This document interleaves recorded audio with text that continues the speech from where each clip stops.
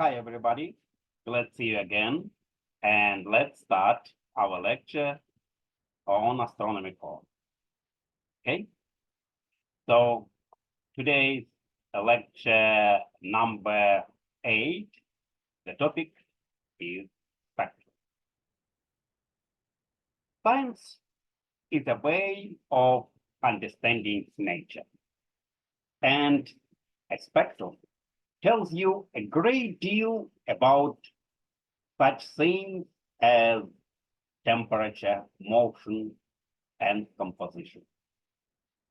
In later lectures, you will use spectra to study planets and galaxies, but you can begin by looking at the spectra of stars.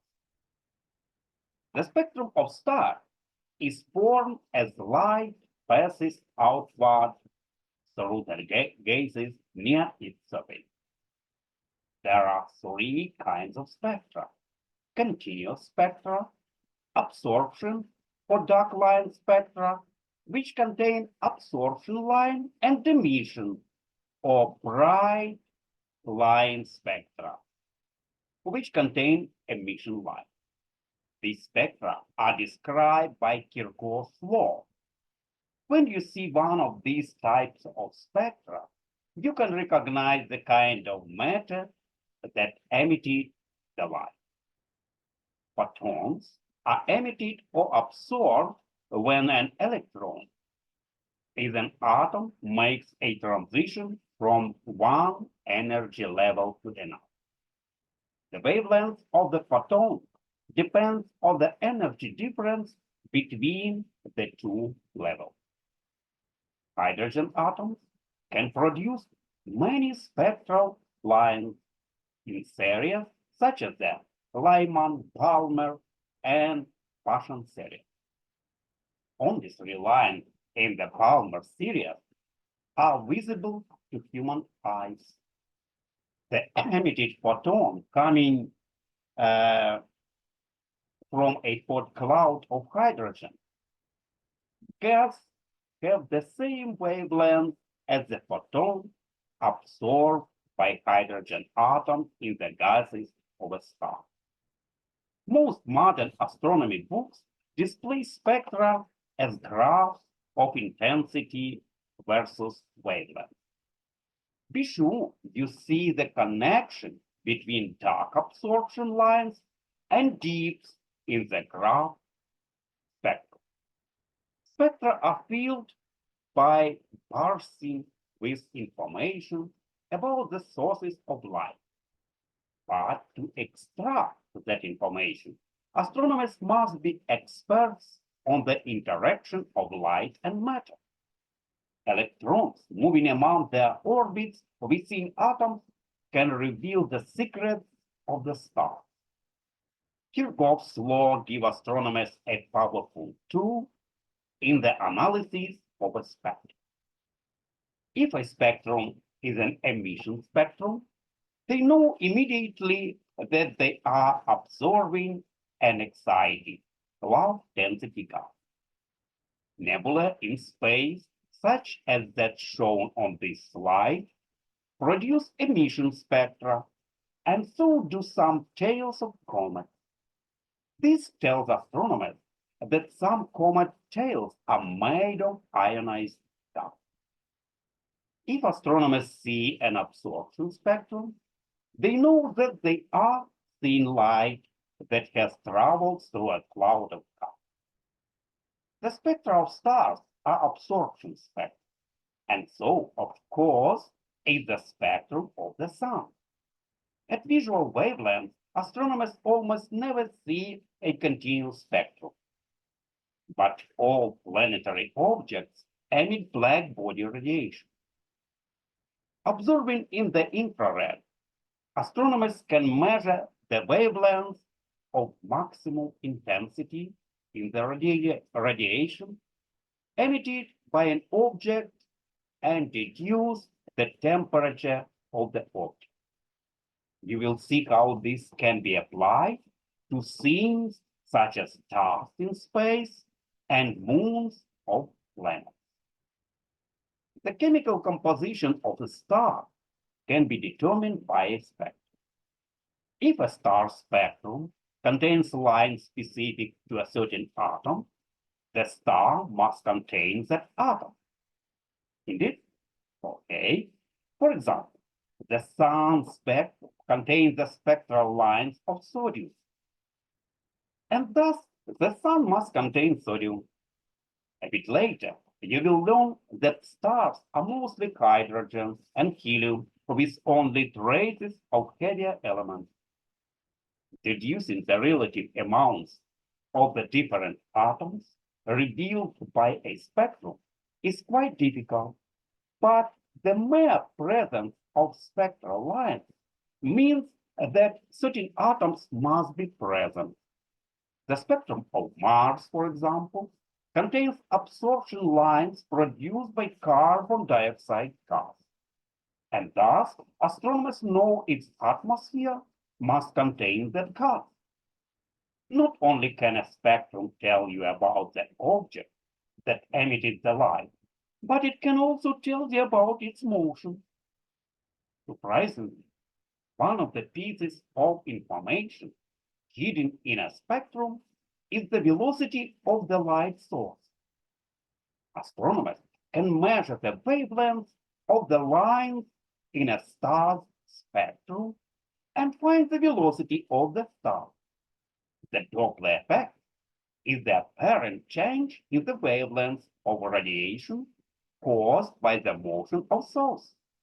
When astronomers talk about the Doppler effect, they are talking about a shift in the wavelength of electromagnetic radiation. But the Doppler shift can occur in all forms of wave phenomena, including sound waves, so you probably hear the Doppler effect every day without noticing.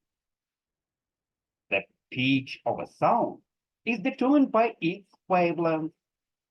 Sounds with long wavelength have the low pitches, and sounds with short wavelengths have higher pitches. You hear a Doppler shift every time a car or truck passes you and pitch of its engine noise drops. Its sound is shifted to shorter wavelengths and higher pitches while it is approaching, and is shifted to longer wavelengths and lower pitches after it passes. To see why the sound waves are shifted in wavelengths, consider a fire truck approaching you with a bell changing once a second. When the bell clangs, the sound travels ahead of the truck to reach your ear. Okay? 1 second later, the bell clangs again. But during that 1 second, the fire truck has moved closer to you. So the bell is closer at its second clang. Now the sound has a shorter distance to travel and reach your ears a little sooner than it would have if the fire truck were not approaching. If you time the clang, you would find that you heard them slightly less than 1 second apart. After the fire truck passes you and is moving away, you hear the clang sounding slightly more than 1 second apart, because now each successive clang of the bell occurs farther from you, and the sound travels farther to reach your ear. And this figure shows a fire truck moving toward one observer, as you can see, and away from another, moving two on the left side and from on the right. The position of the bell at each clang is shown by a small black bell. The sound of the clangs spreading outward is represented by black circles. You can see that now how the clangs are squeezed together ahead of the fire truck and stretched apart behind, right? Okay. Now, you can substitute a source of light or the clanging bell on this figure. Imagine the light source emitted waves continuously as it approaches you. Look at the left side. Each time the source emits the peak of a wave, it will be slightly closer to you than when it emitted the peak of the previous wave. From your vantage point, the successive peaks of the wave will seem closer together in the same way that the clangs of the bell seem closer together. The light will appear to have a shorter wavelength, making it slightly blue, because the light is shifted slightly towards the blue end of the spectrum. And this is called a blue shift. After the light sources has passed you and is moving away, the peaks of successive waves seem farther apart. So the light has a longer wavelength and is redder. This is a red shift. The shifts are much too small to change the color of a star, but they are easily detected in spectra. The terms red shift and blue shift are used to refer to any range of wavelengths. The light does not actually have to be red or blue, and the terms apply equally to wavelengths in other parts of the electromagnetic spectrum, such as X-rays or radio waves. Red and blue refer to the direction of the shift, not actually color. When you think about the Doppler effect, it is important to remember two things. Earth itself moves. To a measurement of a Doppler shift really measures the relative motion between Earth and the light source, a star, for example. And this figure shows the Doppler effect in two spectra of the star Arcturus. Lines in the top spectrum are slightly blue shifted because the spectrum was recorded when Earth, in the course of its orbit, was moving toward Arcturus. Lines in the bottom spectrum are red shifted because it was recorded 6 months later when Earth was moving away from Arcturus. The Doppler formula. Astronomers can measure radial velocity by using the Doppler effect. The laboratory wavelength lambda naught is the wavelength of a certain spectral line, which have in a laboratory where the source of the light is not moving. In the spectrum of a star, this spectral line is shifted by some small amount delta lambda. If the wavelength is increased or redshift, delta lambda is positive.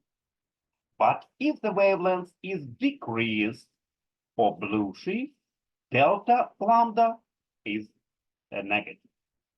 The radial velocity v sub r of the star is given by the Doppler formula at this slide. That is, the radial velocity divided by the speed of the light c is equal to delta lambda divided by the lambda naught, as in this part of this expression.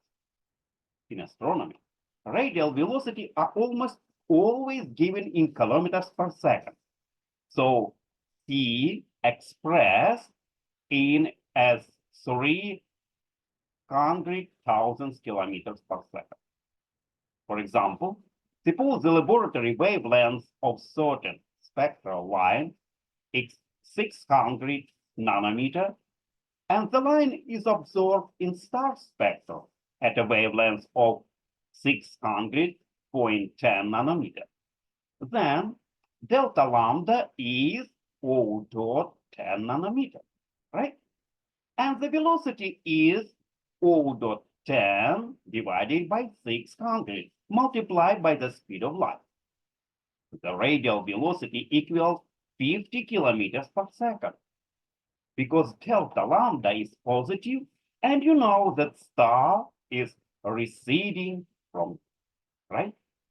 Nice. The second point to remember is that the Doppler shift is sensitive only to the part of the velocity directed away from you or toward you.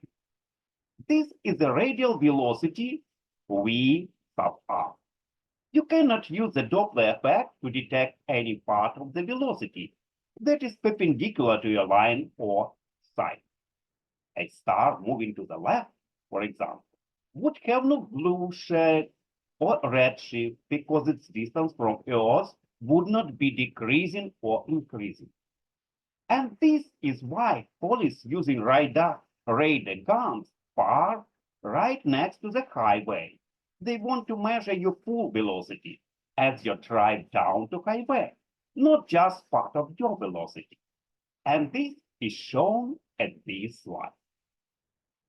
And now as a summary, an atom consists of a nucleus surrounded by a cloud of electrons. The nucleus is made up of positively charged protons and uncharged neutrons. The number of protons in an atom determines which element it is. Atoms of the same element, that is, having the same number of protons, right, with different number of neutrons, are called isotopes. A neutral atom is surrounded by a number of negatively charged electrons equal to the number of protons in the nucleus. Do you agree with me? Nice. An atom that has a loss or gain an electron is said to be ionized and is called an ion. Two or more atoms join together form a molecule. The electrons is an atom are attracted by a nucleus by the Coulomb force. As described by quantum mechanics, the binding energy that holds electrons in an atom is limited to certain energy. And that means the electrons may occupy only certain permitted orbits. The size of an electron's orbit depends on its energy. So the orbits can be through of the energy level with the lowest possible energy level, known as the ground state. An excited atom is one in which an electron is raised to a higher orbit by a collision between atoms or the absorption of a photon of the proper energy. The agitation among the atoms and molecules of an object is called thermal energy. And the flow of the thermal energy is heat. In contrast, temperature refers to the intensity of the agitation and is expressed on the Kelvin temperature scale, which gives temperature above absolute zero. Collisions among the particles in a body accelerates electrons and causes the emission of a black body radiation. The hotter an object is, the more it radiates, and the shorter it is wavelength of maximum intensity lambda maximum. This allows astronomers to estimate the temperatures of stars from their colors. 1 joule is about the energy of an apple falling from a table on the floor. Kirchhoff's law explains that a hot solid, liquid, or dense gas emits at all wavelengths and produces a continuous spectrum. An excited low-density gas produces an emission bright line spectrum containing emission line. A light source viewed through a low-density gas produces an absorption or dark line spectrum containing absorption line. Atomic spectra can help astronomers study celestial objects. Low-density gas in space and in some comet tails, for example, emits emission spectra, but the sun and the other stars emit absorption spectra. The presence of a spectral lines of a certain element can tell astronomers that the object must contain that element. You can study the solar system for many reasons. You can study Earth and its sibling planets because, as you are about to discover, there are almost certainly more planets in the universe than stars. Above all, you can study the solar system because it is your home in the universe. Humans are an intelligent species, so we have an ability and the responsibility to wonder where we are and what we are. Our kind may have inhabited this solar for the several million years, but only within the last few hundred years have we began to understand that the solar system. In this part of our lecture, you will survey the solar system and compile a list of its most significant characteristics that will give you potential clues to how the solar system works. You can begin with the most general views of the solar system. It is, in part, almost entirely empty space. Imagine reducing the scale of the solar system until Earth is the size of a grain of the table salt, very, very small, about 0.3 millimeters in diameter. The moon is then a speck of a pepper about 1 centimeter away, and the sun, the size of a small plum located 4 meters from Earth. How's your light compared with sizing? Jupiter is an apple seed 20 meters from the sun. Neptune, at the edge of the planetary zone, is a larger grain of sand over 120 meters from the central planet. Also, your model solar system would be larger than a football field. You would need a powerful microscope to detect the asteroids orbited between Mars and Jupiter. The planets are truly tiny specks of the matter scattered around the sun. The planets revolve around the sun in orbits that lie close to a common plane. The orbit of Mercury, the closest planet to the sun, is tipped over 7 degrees to the Earth's orbit. The rest of the planets' orbit planes are inclined by more than 3 and 3.4 degrees. As you can see, the solar system is basically flat and disc-shaped. The rotation of the sun and planets on their respective axes seem related to the direction of orbital revolution.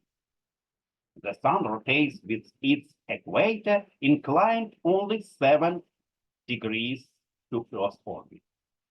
And most of the other planets' equator are tipped less than 30 degrees. The rotation of the Venus and Uranus are peculiar, however. Venus rotates backward compared with the other planets, whereas Uranus rotates on its side, in other words, with its equator almost perpendicular to its orbit. You will explore those planets in detail a bit later and during your semester's presentation. But later in this course, you will be able to understand how they might have acquired their peculiar rotation.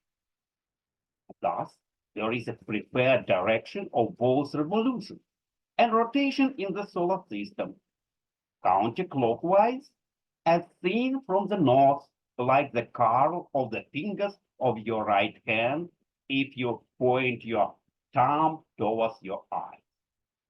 Huh? All the planets revolve counterclockwise around the sun.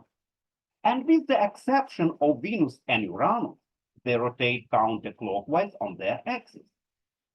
Furthermore, nearly all of the moons in the solar system, including Earth's moon, orbit around their respective planets counterclockwise as seen from the north. With only a few exceptions, most of which are understood, revolution and rotation in the solar system follows a single path.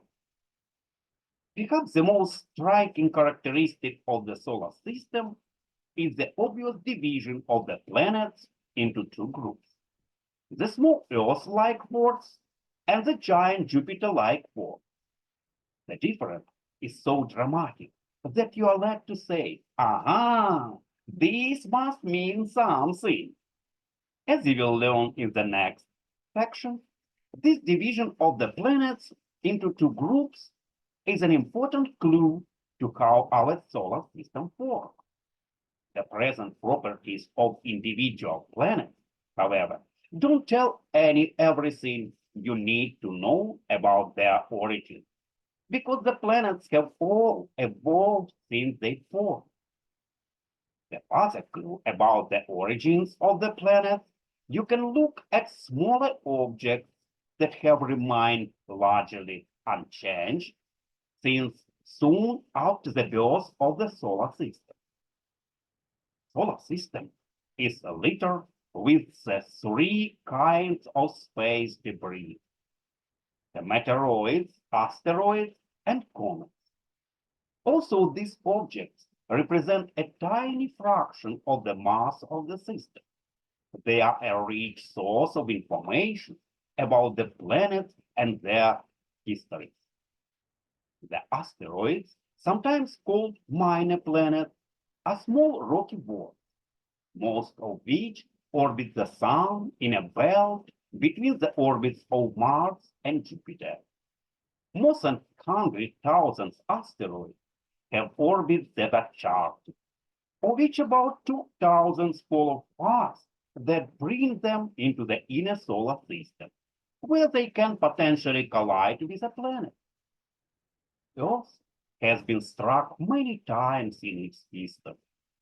Another group of asteroids share Jupiter's orbit, while still others have been found beyond the orbit of Saturn. About 200 asteroids are more than 100 kilometers in diameter, and tens of thousands are estimated to be more than 10 kilometers in diameter. There are probably a million or more that are larger than 1 kilometer, and billion that are smaller than that. Because the largest are only a few hundred kilometers in size.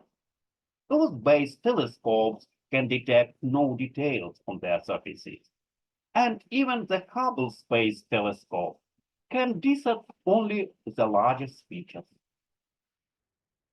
Spectroscopic observations indicate that asteroid surfaces are a variety of rocky and metallic materials. Photographs returned by robotic spacecraft show that asteroids are generally irregular in shape and covered with craters. Those observations will be discussed in detail in a later lecture. But from this quick survey of the solar system, you can conclude that when the solar system formed, it must have included elements that compose rock and metal, and also that collisions have played an important role in the solar system's history. Astronomers recognize the asteroids as debris left over from the failure of a planet to form at a distance of about 3 astronomical units from the Sun. A good theory of the solar system's origin should explain why a planet didn't form there, but instead left behind a belt of rubble. Since 1992, astronomers have discovered more than 1,000 small, dark, icy bodies orbiting in the outer fringes of the solar system beyond Neptune. This collection of objects is called the Kuiper belt after astronomer Gerard Kuiper, who predicted their existence in the 1950s. There are probably 100 million bodies larger than 1 kilometer in the Kuiper belt, many more than in the asteroid belt, and the successful theory should also explain how they came to be where they are. In contrast to the rocky asteroids and dark Kuiper belt objects, the brightest comets can be seen with the naked eye and are impressively beautiful objects. Most comets are faint, however, and are difficult to locate even at their brightest. A comet may take months to sweep through the inner solar system, during which time it appears as a glowing ball with an extended tail of gas and dust. The beautiful tail of a comet can be longer than an astronomical unit, but it is produced by a nucleus only a few tenths of kilometers in diameter. Astronomers have gathered evidence that the nuclei of comets are ice-rich bodies. From this, you can conclude that there was abundant icy material in some parts of the solar system when it formed. A comet nucleus remains frozen and inactive while it is far from the sun. As the nucleus moves along its elliptical orbit into the inner solar system, the sun's heat begins to vaporize the ice, releasing gas and dust. The pressure of sunlight and the solar wind push the gas and dust away, forming a long tail. The motion of the nucleus along its orbit, the effects of sunlight, and the outward flow of the solar wind can create comet tails that are long and straight, or greatly or gently curved. But in any case, the tail of a comet always points approximately away from the sun. Look at this figure deeply. No matter what direction of the comet itself it moves. Unlike the stately comets, meteors flash across the sky in momentary streaks of light. Look at this, the center of this picture. They are commonly called shooting stars. Of course, they are not stars, but small bits of rock and metal colliding with Earth's atmosphere and bursting into the incandescent vapor because of friction with the air about 80 kilometers above the ground. And this vapor condenses to form dust that settles slowly to Earth, adding about 40,000 tons per year to the planet's mass. Technically, the word meteor refers to the streak of light in the sky. In space, before its fiery plunge, the object is called a meteoroid, and any part of it that survives its fiery passage to Earth's surface is called a meteorite. Most meteoroids are specks of dust, grains of sand, or tiny pebbles. Almost all the meteors you see in the sky are produced by meteoroids with masses less than 1 gram. How do you like it? Very, very small. Only rarely in a meteoroid massive and strong enough to survive its plunge and reach Earth's surface. Thousands of meteoroids have been found, and you will learn more about their various types in a later lecture. They are mentioned here for one specific reason. Meteorites reveal at the age of the solar system.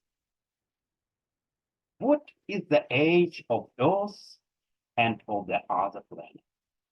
The most accurate way to find the age of a rocky body is to bring a sample into the laboratory and analyze the radioactive elements it contains.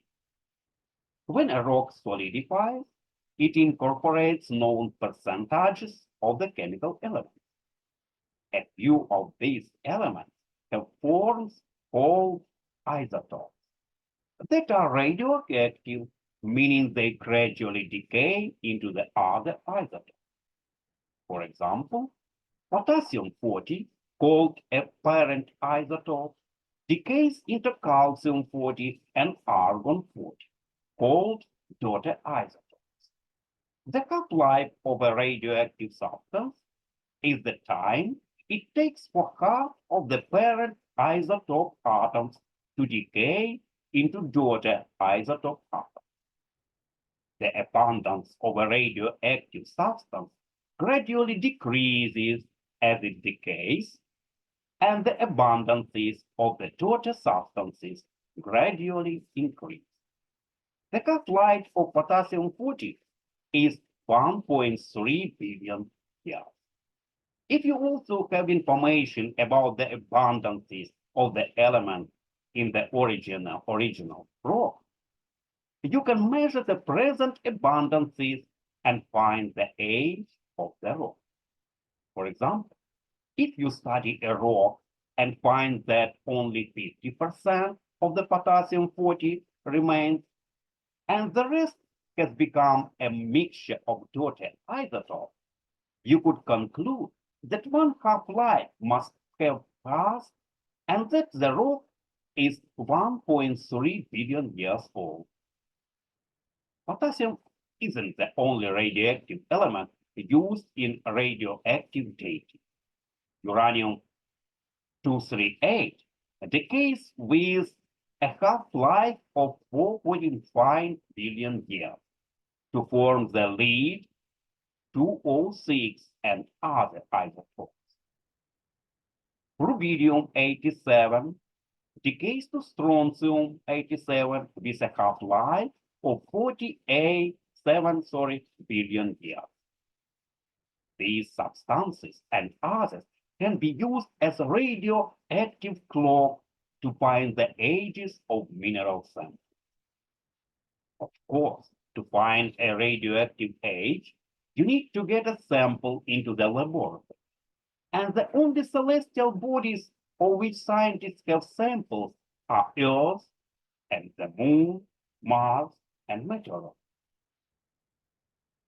The oldest Earth material so far discovered and dated is tiny zircon crystals from Australia that are 4.3 billion years ago.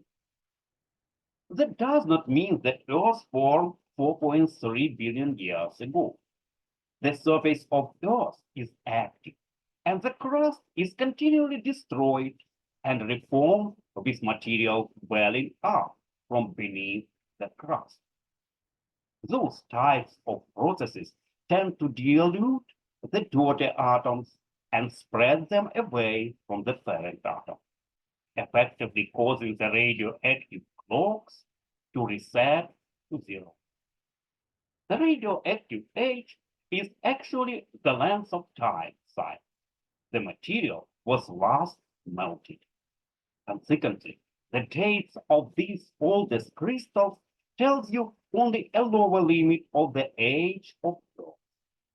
In other words, that Earth is at least 4.3 billion years old.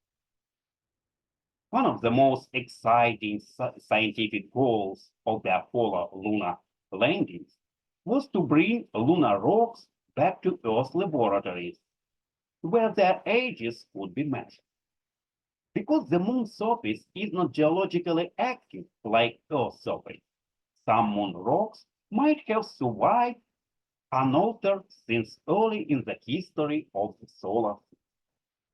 In fact, the oldest moon rocks are 4.48 billion years old. That means the moon must be at least 4.48 billion years old. Also, no one has yet been to Mars. Over a dozen meteorites found on Earth have been identified by their chemical composition as having come from Mars.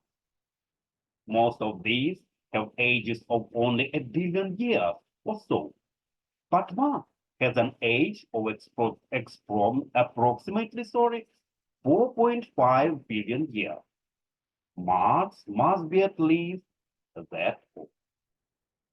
The most important source for determining the age of the solar system is meteorites. Radioactive dating of meteorites yields a range of ages, but there is a fairly precise upper limit.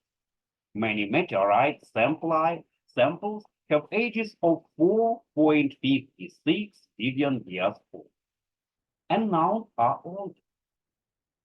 And this figure is widely accepted as the age of the solar system and is often rounded to 4.6 billion years. The true ages of Earth, the Moon, and Mars are also assumed to be 4.6 billion years. Also, no rocks from those bodies have yet been found that have remained unaltered for the entire stretch of time. One last celestial body deserves mention: the Sun. Astronomers estimate the age of the Sun to about 5 billion years. But that is not a radioactive date, because we have no samples of radioactive material from the Sun. Instead, an independent estimate for the age of the Sun can be made using observation of the Sun and the other stars and mathematical models of the Sun's interior. This yields a value of about 5 billion years, plus or minus 1.5 billion years, a number that is in the agreement with the age of the solar system derived from the age of matter. Apparently, all the bodies of the solar system formed at about the same time, some 4.6 billion years ago. You can add this as the final item to your list of characteristic properties of the solar system. Next lecture will be the great chain of origin. And for now, I hope you enjoyed this lecture, and I'm looking forward to see you next time. Bye.